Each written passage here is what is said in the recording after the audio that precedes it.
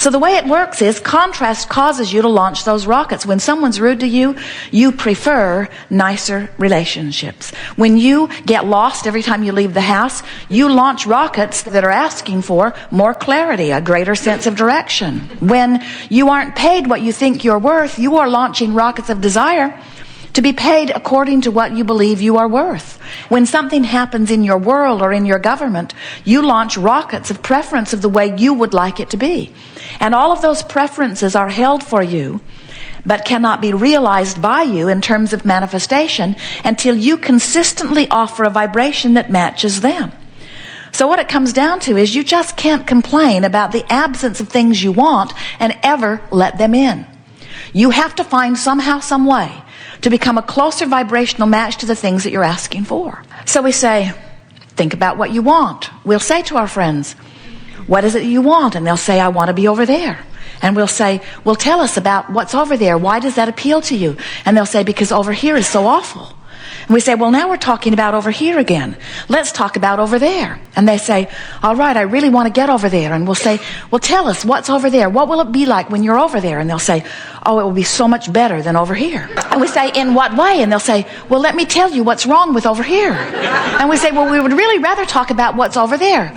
But our friends, almost all of you, are more practiced about what's over here, and so these words fly out of you. You have clever dialogue that you offer. You have stories that you've been telling for years. You have jokes that you've picked up that match the points that you're trying to make. In other words, you have points that you want to make that point out that things should be better for you, but in every moment that you're making those points, you're holding yourself vibrationally apart from the better life that is waiting for you in vibrational escrow. In other words, you just can't keep telling those stories. You just can't keep activating where you are and move to a different place. And that's why most of the people you know, maybe even you're noticing it in your own life experience, things don't change that much for you. Different places, different faces, but things keep percolating along pretty much as they have been, because most of you are offering most of your vibration in response to what you are observing. So you observe what is, you offer a vibration about what is, the universe matches what is, and then you observe what is. And then you observe what is, and you offer a vibration what is, the universe matches what is, and then you observe what is. And as you observe what is, you offer a vibration of what is, and the universe matches what is, and then you get more of what is.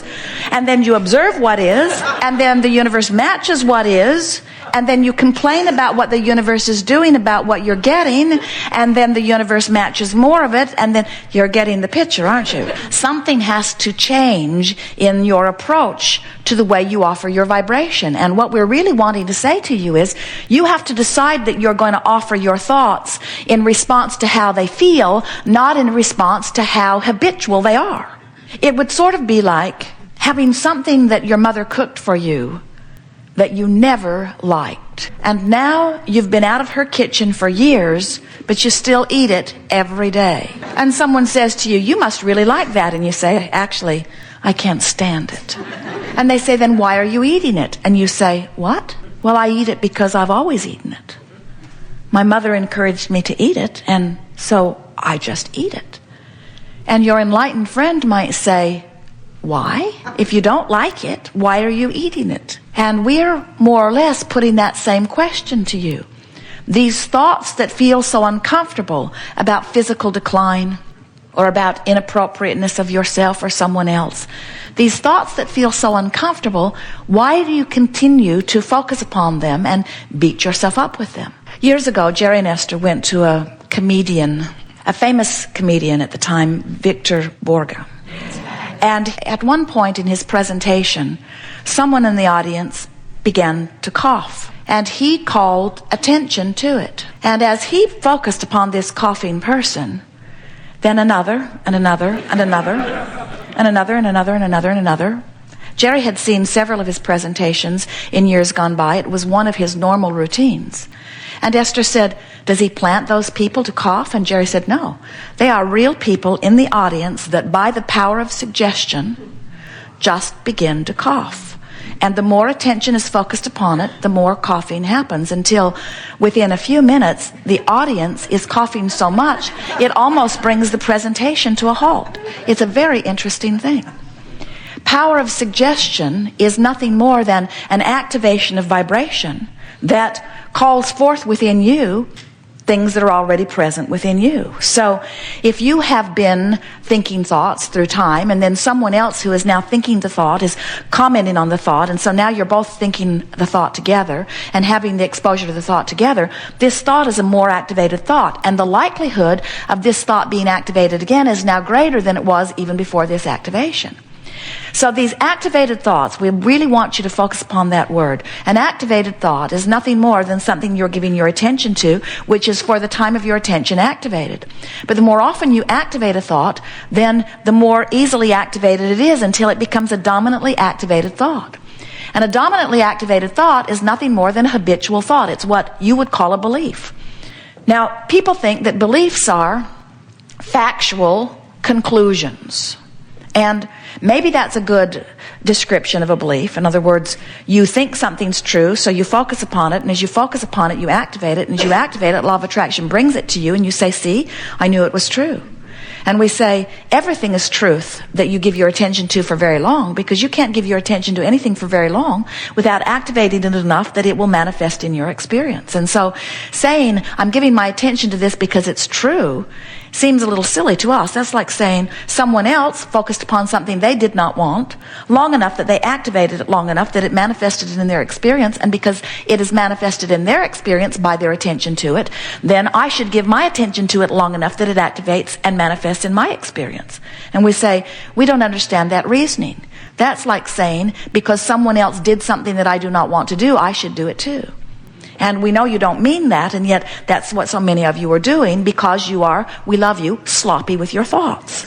In other words, you are lazy about thinking. You think the thoughts that are the easiest, and we have to say to you, the thoughts that are the easiest to think are the thoughts that have already been the most activated. The thoughts that are the easiest to think are the thoughts that have already manifested and that are surrounding you. If a comedian can make a room full of people begin coughing just by the power of suggestion in a matter of minutes, then can you imagine what's happening to you as you listen to the television playing in the background with hour after hour after hour of commercial pointing out your fallibility, pointing out the decline of your physical body, offering suggestions of things. The government thinks that they are doing you a favor by pointing out all of the side effects of the different things that they're offering. But actually, they have compounded the negative effect of the commercials by 1,000-fold, because now, not only is what activated within you the slight symptom that you might have that makes you ask for this ingredient that might cure it, but now you are privy to all of the vibrational dialogue about all of the possible side effects, because one person in a city that you do not know had such an effect, and so now they feel that they must point that out to you. It might make you blind, they say. Probably not a very good chance of that, but you hear that commercial a few thousand times and you're coughing in the audience. It's just the way it works, you see. Do you know that's what your negative emotion is? Please return to the highlighted route. Please return to the highlighted route. Is your indication that you are not now in vibrational alignment with what you are wanting.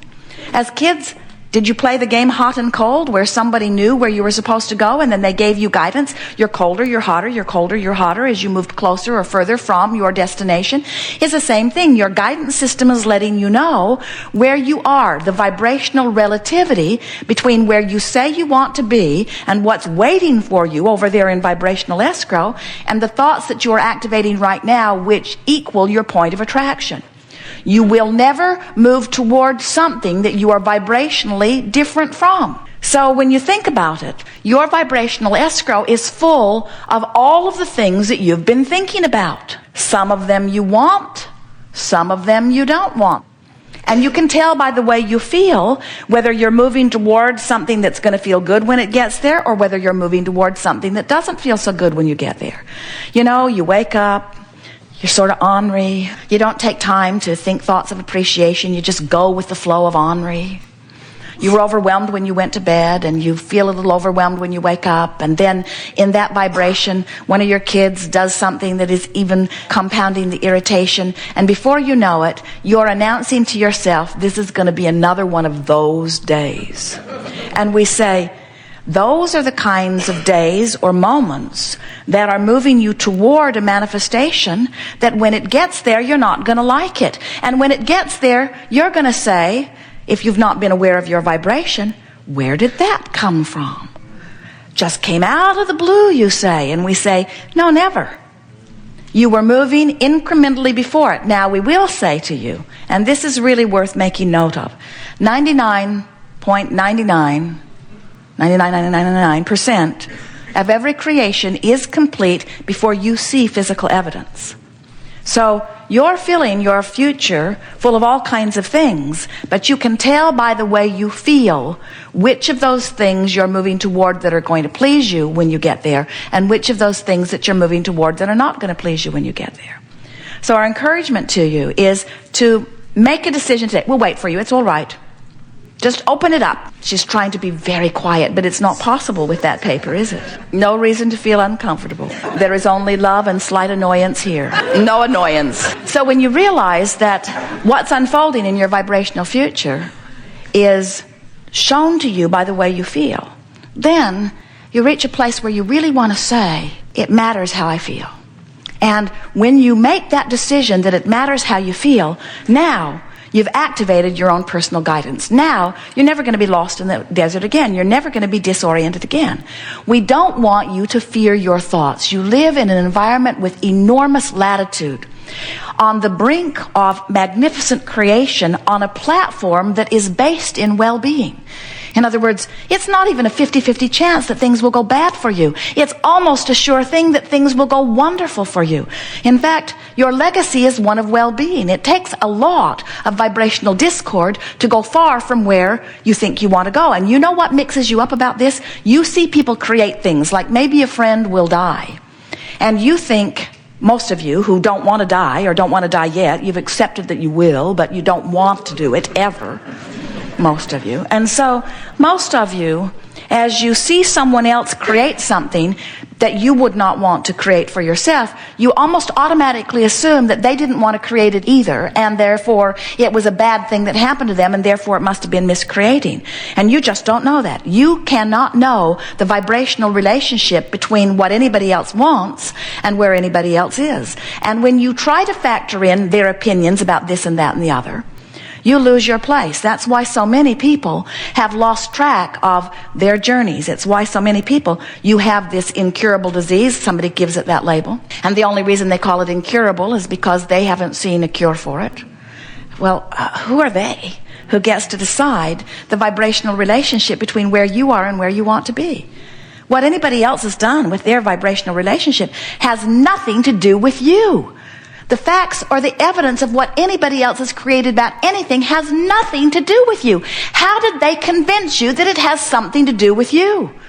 Early on, you must have stopped listening to your own guidance and started listening to guidance that was outside of you.